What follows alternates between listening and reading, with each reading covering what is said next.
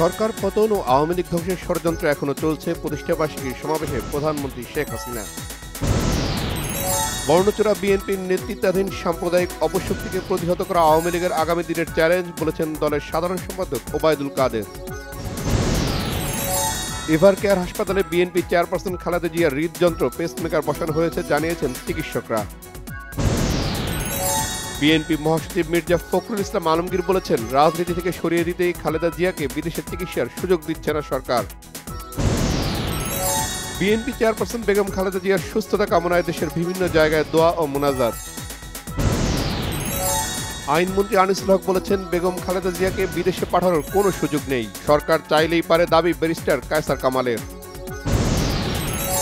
প্রধানমন্ত্রীর ভারত সফরে দুদেশের যৌথ নদীর অভিন্ন ব্যবস্থাপনা নিয়ে আলোচনা হয়েছে, জানিয়েছেন পররাষ্ট্রমন্ত্রী ডক্টর হাসান মাহমুদ। নিজেকে নির্দোষ দাবি করে দুদকে চিঠি দিয়েছেন পুলিশের সাবেক আইজি বেনজির আহমেদ, সময় চেয়েছেন আরও 2 মাস। ছাগলকাণ্ডের সমালোচিত জাতীয় রাজস্ব বোর্ড এনবিআর সদস্য মতিউর রহমানকে বর্তমান দায়িত্ব থেকে সরিয়ে দেওয়া হয়েছে। ক্যাপাসিটি চার্জ সহ জ্বালানি খাতে সীমাহীন লুটপাটের কারণেই সরকারকে বারবার বিদ্যুতের বিল বাড়াতে হচ্ছে, বলেছে সিপিডি। পশ্চিমবঙ্গ নয়, ভারতের কেন্দ্রীয় সরকারের অনীহার কারণে তিস্তা চুক্তি হচ্ছে না, ফোরাম ফর বাংলাদেশ স্টাডিজের আলোচনায় বলেছেন বক্তারা।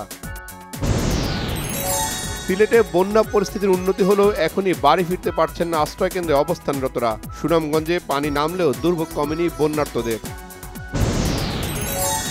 সেনা প্রধানের দায়িত্ব নিলেন জেনারেল ওয়াকারুজ্জামান। সেনা সদরে আনুষ্ঠানিকভাবে বিদায় জানানো হল জেনারেল এসএম শফিউদ্দিন আহমেদকে।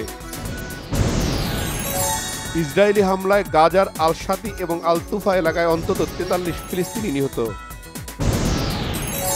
উত্তর পূর্ব ইউক্রেনের খার্কিভে রুশ হামলায় অন্তত 3 জন নিহত এবং 52 জন আহত। সুপার 8-এ অস্ট্রেলিয়াকে হারিয়ে বিশ্বকাপে ইতিহাস গড়ল আফগানিস্তান। টি-20 বিশ্বকাপে সাকিবের নতুন মাইলফলক, প্রথম ক্রিকেটার হিসেবে 50 উইকেট বাংলাদেশ অলরাউন্ডারের। ইউরো চ্যাম্পিয়নশিপে তুরস্ককে হারিয়ে শেষ 16তে উঠেছে পর্তুগাল, 3-0 গোলে জয় পায় তারা।